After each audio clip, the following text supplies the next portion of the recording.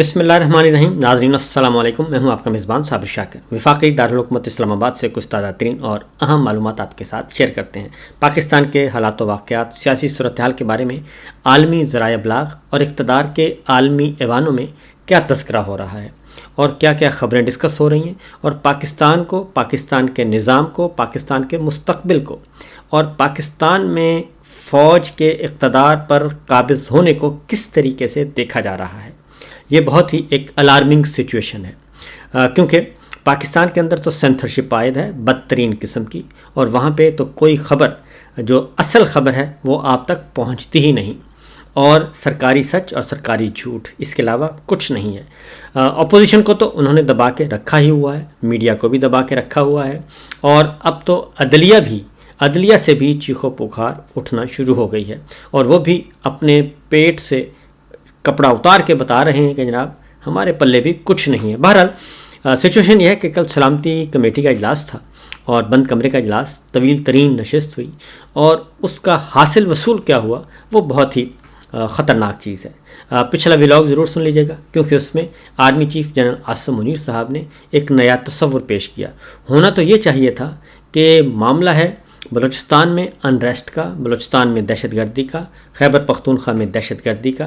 یہ دو موضوعات تھے، اور یہ علل اعلان کہا جا رہا ہے کہ یہ بیرونی مداخلت ہے، یہ انڈیا کی مداخلت ہے، یہ افغانستان کی مداخلت ہے. یہ ایک پوائنٹ آف ویو ہے. لیکن کل ہم نے دیکھا کہ سلامتی کونسل کا جو اعلامیہ جاری ہوا، اس میں نہ بھارت کا ذکر، نہ افغانستان کا ذکر، نہ بیرونی جارحیت کا ذکر، نہ بیرونی مداخلت کا ذکر. اس میں سے کوئی ذکر اس میں نہیں تھا.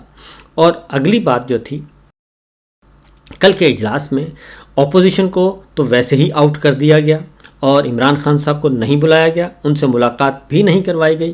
اگر یہ واقعی سنجیدہ ہوتے تو عمران خان صاحب سے ملاقات صبح کروا دیتے، وہ ان کی پرمیشن سے آ کے بات کر دیتے، اور عمران خان صاحب کو بھی بلایا جا سکتا تھا. اگر یہ واقعتاً اتنا بڑا مسئلہ ہے اور پاکستان کی سلامتی کو اتنا بڑا خطرہ ہے، تو پھر تو یہ جو انا ہے اس کو تو پس پش ڈال دینا چاہیے تھا. لیکن ایسا نہیں کیا گیا. ایک بات. دوسری طرف نواز شریف صاحب جو اس سارے نظام کے بابا آدم ہیں، اور جنرل صاحب نے اور نواز شریف صاحب نے مل بیٹھ کر یہ سارے کا سارا ایک فیک نظام تشکیل دیا ہے. میاں صاحب بھی نہیں آئے، لاہور میں تھے اور وہ نہیں آئے، اور اس اجلاس میں انہوں نے بیٹھنا پسند نہیں کیا. پھر اس کے بعد اگلا جو ہے جنرل صاحب کے ایک اور اوپننگ بیٹسمین ہیں، خصوصی ایلچی محسن نقوی صاحب، وہ بھی نہیں آئے، اور ان کا پتہ چلا کہ وہ بیرون ملک ہیں. اور حقیقت یہ ہے کہ وہ بیرون ملک ہو یا اندرون ملک، وہ کبھی بھی پارلیمان کے اندر کسی بھی سوال کا جواب ہی انہوں نے نہیں دیا، کیونکہ وہ اپنے آپ کو احتساب سے بالا تر سمجھتے ہیں. اس کی وجہ یہ ہے کہ ان کی عزیز داری ہے جنرل صاحب کے ساتھ، لہٰذا وہ کہتے ہیں کہ مجھے کوئی نہیں پوچھ سکتا. اگلے جو ان کے ایک اور بیٹسمین ہیں وہ ہیں خواجہ آصف صاحب. خواجہ آصف صاحب نے زہر پھیلانے کے علاوہ اور کچھ نہیں کیا اس سارے معاملے میں. اور خواجہ آصف صاحب کو بھی ظاہر ہے گھر سے بلا کے ان کو فارم 47 دیا گیا، اور ریحانہ امتیاز ڈار صاحبہ جیتی ہوئی ہیں، ان کو نہیں جتوایا، بلکہ ان کو ان کا حق نہیں دیا، اور ایک ناجائز وزیر دفاع کو لا کے بٹھا دیا. یہی حال وزیر خارجہ کا ہے، سمدی صاحب کا. وہ اپنے خارجہ معاملات میں، اپنی خارجہ پالیسی میں وہ بالکل ناکام نظر آ رہے ہیں، اور کوئی بڑی کامیابی اب تک نہیں حاصل ہو سکی. تو اس سارے کا سارا جو اقتدار پہ ایک ہائیبرڈ اور ڈبل ہائیبرڈ سسٹم اس وقت نافذ ہے، اور فسطائیت مسلط ہے.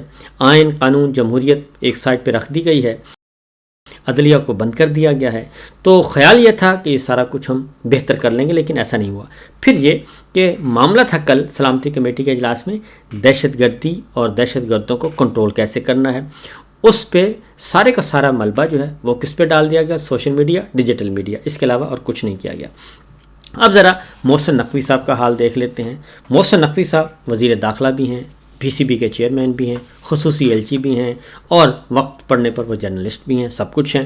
لیکن اصل ہے کہ وہ خصوصی ایلچی ہیں، اور ان کے بارے میں جو رپورٹ آئی ہے وہ مہنگے ترین وزیر داخلہ اور مہنگے ترین چیئرمین PCB اس وقت ظاہر ہو رہے ہیں، اور وفاقی وزیر داخلہ بھی ہیں. تو بطور وزیر داخلہ ان کی کارکردگی جو ہے وہ بالکل 0+0+0 ہے، اس کے علاوہ کچھ نہیں. غیر ملکی صحافی اور تجزیہ کار بھی ان کے بارے میں جو رپورٹ سبمٹ کر رہے ہیں، جو رپورٹ شائع کر رہے ہیں، وہ ایک مذاق بن کر رہ گئی ہے، اور ان کا کہنا تھا کہ یہ SHO کی مار ہے، انسرجنسی ہے، دہشت گردی ہے، سب کچھ ہے، لیکن وہ کہتے ہیں یہ تو ایک SHO کی مار ہے، اس کا مذاق اڑایا جا رہا ہے، کیونکہ ان کا ویژن اتنا ہی تھا، اور اس لیے اب ہر چھوٹے بڑے معاملے میں کہیں پہ بھی وہ نظر نہیں آ رہے۔ اور بھارتی میڈیا کی رپورٹ کے مطابق PCB کو چیمپئنز ٹرافی 225 کی میزبانی کے دوران 869 کروڑ روپے کا نقصان ہوا، 869 کروڑ روپے کا۔ PCB نے اپنی سرمایہ کاری پر 85% کا نقصان برداشت کیا ہے، جس کے بعد بورڈ جو ہے وہ بورڈ کو کھلاڑیوں کی میچ فیس میں کٹوتی اور 5 ہوٹلوں کی سہولت ختم کرنے جیسے سخت اقدامات اٹھانا پڑے۔ اور PCB نے چیمپئنز ٹرافی کے 3 میزبان شہروں راول پنڈی، لاہور، کراچی میں اسٹیڈیمز کو اپ گریڈ کرنے کے لیے 18 ارب یعنی کہ $58 ملین خرچ کیے، اور یہ لاگت ابتدائی بجٹ سے 50% زیادہ تھی۔ PCB نے ایونٹ کی تیاریوں پر $40 ملین کی اضافی رقم خرچ کی، اور تاہم بورڈ کو میزبانی فیس کے طور پر صرف $6 ملین واپس ملے، یعنی $40 ملین خرچ کیا، $6 ملین واپس ملے، $34 ملین کا یہاں نقصان، اور ٹوٹل نقصان جو ہے وہ $85 ملین کے نقصان کے بعد PCB کا دیوالیہ بھرکس نکل گیا ہے۔ یہ ہے صورتحال اوپننگ بیٹسمین کی، اور یہی کچھ خواجہ آصف صاحب جو ہیں وزیر دفاع، ان کا بھی یہی حال ہے، اور ان کے پاس بھی سوائے ٹھٹھے مذاق کے اور کچھ نہیں ہے، خواتین کی بے حرمتی کروا لیں اس کے علاوہ، اور ان کے کیریئر پہ کچھ نہیں ہے۔ آگے بڑھتے ہیں۔ کل جنرل صاحب نے مزید اس سارے سلامتی کمیٹی کے اجلاس میں انہوں نے کہا کہ مجھے مزید اختیارات چاہیے، اور فوج کو مزید اختیارات چاہیے، اور فوج کا مکمل کنٹرول چاہیے۔ ہارڈ سٹیٹ کا جو تصور ہے، پچھلا ولاگ ضرور سن لیجیے گا، اس میں ہارڈ سٹیٹس جو ہے وہ کیا ہوتی ہے، اس کا مطلب کیا ہے، وہ میں نے آپ کو بتا دیا۔ لیکن اب عالمی ذرائع ابلاغ کیا کہہ رہے ہیں؟ اس سارے جو ہائیبرڈ سسٹم ہم نے لگایا ہوا ہے پاکستان میں، ایک غیر اعلانیہ مارشل لا جو لگایا ہوا ہے، وہ بہت ہی دلچسپ ہے۔ بلومبرگ کی رپورٹ ہے، اور بلومبرگ کی رپورٹ میں انہوں نے کہا کہ بلوچستان اور خیبر پختونخوا کے مسائل سیاسی ہیں، آپریشن کی بجائے بات چیت کریں، اور عمران خان کی جو عوامی حمایت ہے، انہوں نے کہا کہ یہ کسی وقت بھی ملک کے نظام کو مفلوج کر سکتی ہے۔ اب عمران خان صاحب بھی یہی بات کہہ رہے ہیں، اور ہم سب یہ بات کہہ رہے ہیں کہ آپریشن مسئلے کا حل نہیں ہے، اور آپریشن جس مقصد کے لیے لانچ کیا جا رہا ہے، اس سے سوائے نقصان کے اور کچھ نہیں ہے، کیونکہ اس وقت ہو کیا رہا ہے، ایک نئی پرائی جنگ جو ہے وہ اپنے گلے میں ڈالنے کی کوشش کی جا رہی ہے۔ اور وہ پرائی جنگ کیا ہے، میں آپ کو سادہ زبان میں بتا دوں کہ اس وقت پاکستان کی فوج سے یہ کہا جا رہا ہے کہ جناب ہم نہیں آئیں گے، آپ نے اب ختم کرنی ہے افغانستان کے اندر جو گروپس ہیں، جو ملیٹنٹس ہیں، ان کا خاتمہ آپ نے کرنا ہے، یہ کہا جا رہا ہے پاکستان کو۔ اور پاکستان میں چونکہ اس وقت کمزور ترین حکومت ہے، اور جنرل صاحب جو ہیں وہ اس وقت کمزور ترین پوزیشن پہ آ گئے ہیں، اس کی وجہ یہ ہے کہ ان کو عوامی حمایت بالکل حاصل نہیں ہے، اور عوامی حمایت کے ساتھ ساتھ ان کی جو معیشت ہے، اکانومی ہے، وہ اس وقت پل صراط پہ سے گزر رہی ہے، اور ہلکی سی جنبش جو ہے وہ اس سے پاکستان جو ہے وہ لرز اٹھتا ہے، اور ہم عالمی مالیاتی اداروں کے رحم و کرم پر ہیں، اور باقی جو ممالک ہیں 3-4 ممالک، ان میں دوست ممالک، برادر ملک، اور ان کی رحم و کرم پہ ہیں، اور یہ ہے ہماری ٹوٹل کل جمع پونجی۔ تو بہرحال بلومبرگ کی یہ رپورٹ ہے، اور بلومبرگ کی رپورٹ کے مطابق کہا گیا ہے جی کہ پاکستان میں دہشت گردی دوبارہ سر اٹھا چکی ہے، جیسا کہ ہم سب جانتے ہیں، اور دہشت گردی کی کارروائیوں میں اچانک اضافہ ہو گیا ہے۔ اعداد و شمار کے مطابق 2024 میں کلدم TTP کی دہشت گرد کارروائیوں سے 558 افراد جو ہیں وہ شہید ہوئے، اور گزشتہ چند برسوں کی ہلاکتوں کی تعداد میں یہ 2 گنا اضافہ ہے۔ اور 2024 میں بلوچ علیحدگی پسندوں نے 500 افراد کو شہید کیا، 2023 میں یہ تعداد صرف 116 تھی، اور یہ اعداد و شمار دہشت گرد کارروائیوں میں خوفناک اضافے کی نشاندہی کرتے ہیں۔ اور ان حالات کی وجہ یہ ہے کہ پاکستان میں قومی سلامتی کے متعلق پالیسیاں سیاسی حکومت کے بجائے ملٹری اسٹیبلشمنٹ بناتی ہے، یہ بلومبرگ کی رپورٹ بتا رہا ہوں۔ اور رپورٹ کے مطابق اقتدار سنبھالتے ہی شہباز شریف کا فوکس صرف معیشت کی طرف رہا، جبکہ افغانستان کے ساتھ تعلقات، بلوچستان، خیبر پختونخوا، دہشت گردی کے مسائل بھی اتنے ہی توجہ کے متقاضی تھے۔ اس لیے اب دہشت گردی کی بڑھتی لہر نے شہباز شریف کو نئی مشکل میں پھنسا دیا ہے، کیونکہ دہشت گردی پر اگر ابھی قابو نہ پایا گیا اور یہ بلوچستان اور خیبر پختونخوا سے نکل کر دوسرے صوبوں میں بھی پہنچ گئی تو معیشت کے لیے بھی بڑا خطرہ ثابت ہوگی۔ دہشت گردی نے ماضی میں بھی ملک کی معیشت کو تباہ کیا اور یہ آج بھی اتنا ہی خطرہ ہے۔ یہاں پہ یہ جو بات کی گئی ہے نا کہ معیشت کو صرف شہباز شریف صاحب نے دیکھا، یہ بھی غلط ہے۔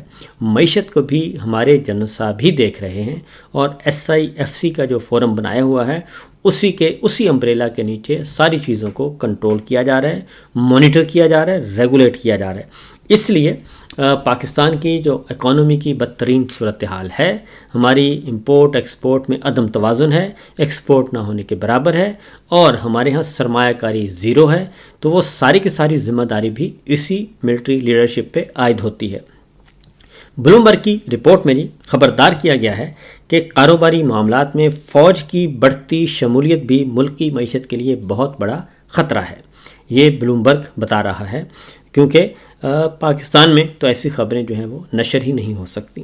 رپورٹ میں شہباز کو عمران خان کی مقبولیت سے متعلق خبردار کرتے ہوئے کہا گیا ہے کہ عمران خان کے پاس اب بھی اتنی بڑی اسٹریٹ پاور ہے کہ وہ کسی بھی وقت اس کے حامی ملکی نظام کو مفلوج کر سکتے ہیں۔ اور بلومبرگ نے خاص طور پہ بلوچستان کے بارے میں کہا کہ بلوچستان یا ملک میں کہیں بھی عدم استحکام کا مسئلہ ہو، عمران خان کے حامیوں کا غصہ کم کرنا ہو، یا بیجنگ اور کابل کے ساتھ تعلقات کا معاملہ ہو، اگر سویلین قیادت صرف معیشت پر فوکس کر کے بیٹھ جائے اور امور خارجہ سمیت تمام معاملات سیکورٹی اسٹیبلشمنٹ کے حوالے کر دے تو اس طرح ملک میں بہتر گورننس نہیں کی جا سکتی۔ تو وہ کہتے ہیں اس طرح ملک میں گورننس نہیں کی جا سکتی، یا حکومت نہیں کی جا سکتی کہ آپ سب کچھ ملٹری اسٹیبلشمنٹ کے حوالے کرتے ہیں۔ اور پھر بلومبرگ کہتا ہے کہ اسٹیبلشمنٹ بھی اس حقیقت کو سمجھے کہ اگر وہ سیکورٹی معاملات سنبھالنے میں ناکام ہوتی ہے تو وہ اپنی کریڈیبلٹی کھو دیتی ہے۔ اس لیے اسٹیبلشمنٹ کو چاہیے کہ سیاستدانوں کو آگے آنے دے تاکہ ملک کو آزاد قیادت فراہم کی جا سکے۔ اور بلومبرگ نے کہا کہ اس وقت ملکی مسائل کا حل بہت آسان ہے، اور یہ کہ معاشی معاملات کو منتخب حکومت کے حوالے کر دیا جائے اور ملٹری اسٹیبلشمنٹ حکومتی پالیسیوں کے مطابق ملک میں امن و امان کرنے کے لیے اپنا کردار ادا کریں۔ بلوچستان اور خیبر پختونخوا کے مسائل ملٹری نہیں سیاسی ہیں، اور ان کا سیاسی حل نکالا جانا چاہیے۔ اب یہ بلومبرگ کی رپورٹ ہے، کیونکہ پتا پتا بوٹا بوٹا حال ہمارا جانے ہے، جانے نہ جانے گل ہی نہ جانے، باغ تو سارا جانے ہے۔ تو یہ سب چیخ چیخ کر کہہ رہے ہیں، لیکن جنرل صاحب نے کل بجائے اس کے کہ اپنے آپ کو واپس لے کے جائیں، جیسا کہ ان کو سمجھایا جا رہا ہے کہ یہ آپ کے بس کا روگ نہیں، یہ ماڈل ہی ناکام ماڈل ہے۔ دنیا کے کسی بھی خطے میں یہ ماڈل نہیں ہے کہ فوج ہی سب کچھ کرے گی۔ نادرا کو بھی فوج نے چلانا ہے، نیب کو بھی فوج نے چلانا ہے، فیڈرل پبلک سروس کمیشن کو بھی فوج نے چلانا ہے، اور PTA کو بھی فوج نے چلانا ہے، اور مدارس کو بھی فوج نے چلانا ہے۔ ہر جگہ فوج، ہر جگہ فوج، اور ہر جگہ فوج، ریٹائرڈ جرنیل، حاضر سروس جرنیل، اگر سب جگہ ان کو بٹھا دیا جائے گا اور ان کو امور مملکت اور ان کو سول بیوروکریسی کی سطح پر لے آیا جائے گا، تو پھر معاملہ حکومت جو سرحدوں کی حفاظت ہے وہ کس نے کرنی ہے؟ جب فوج کو آپ اس حد تک مائنوٹلی لے جائیں گے اور گراس روٹ لیول تک لے جائیں گے، تو پھر جتنی بھی خرابیاں ہوں گی وہ ساری کی ساری آپ کے کھاتے میں آئیں گی، اور اسی لیے آپ کے کھاتے میں آ رہی ہیں۔ تو کل سلامتی کمیٹی کے اجلاس میں بجائے اس کے کہ ان ساری چیزوں کو ایڈریس کیا جاتا اور کہا جاتا کہ جناب 3.5 سال کا جو ایک فیک سسٹم ہم نے لایا ہے رجیم چینج آپریشن کے بعد، پاکستان مسلسل ڈکلائن کا شکار ہے، تو اس لیے ہم باز آئے اس محبت سے اور فوری طور پہ منتخب نمائندوں کے حوالے حکومت کرنی چاہیے۔ اور یہ جو فارم 47 والے جعلی سارے کے سارے ہارے ہوئے لوگوں کو آپ نے لا کے مسلط کیا ہوا ہے، اس میں آپ کو کیا ملا؟ اس کے ساتھ ساتھ جو ہے وہ خاص طور پہ احمد نورانی صاحب کی جو سٹوری ہے اس نے جلتی پر تیل کا کام کیا ہے اور وہ خبر پوری دنیا میں پھیل چکی ہے، اور کل ان کے گھر میں باقاعدہ طور پہ، بلکہ کل آج صبح ارلی جو ہے مڈ نائٹ میں ان کے گھر ہلہ بولا گیا اور ان کے 2 بھائیوں کو اغوا کیا گیا، تشدد کیا گیا اور ان کی والدہ کے ساتھ بدتمیزی کی گئی اور ان کے گھر کے دیواریں پھلانگی گئیں۔ یہ سب کچھ کیا گیا، تو بجائے اس کے کہ اس سٹوری، اگر وہ سٹوری غلط ہے تو اس کی تردید کر دینی چاہیے اور باقاعدہ طور پہ DDISP آئیں اور پریس کانفرنس کریں اور بتا دیں۔ اگر وہ سٹوری صحیح ہے تو پھر اس طرح کے کام نہیں کرنے چاہیے کہ آپ عزیز و اقارب کو اٹھائیں۔ تو یہی وہ مسائل ہیں جس کی وجہ سے پاکستان اس حالت میں پہنچا ہے، اور پاکستان بنیادی انسانی حقوق کی پامالی کے معاملے میں واچ لسٹ میں ہے، اور مزید آپ اس کے لیے مسائل پیدا کرتے ہیں اس طرح کے اقدامات اٹھا کر۔ فی الوقت اتنا ہی، اجازت دیجیے، اللہ حافظ۔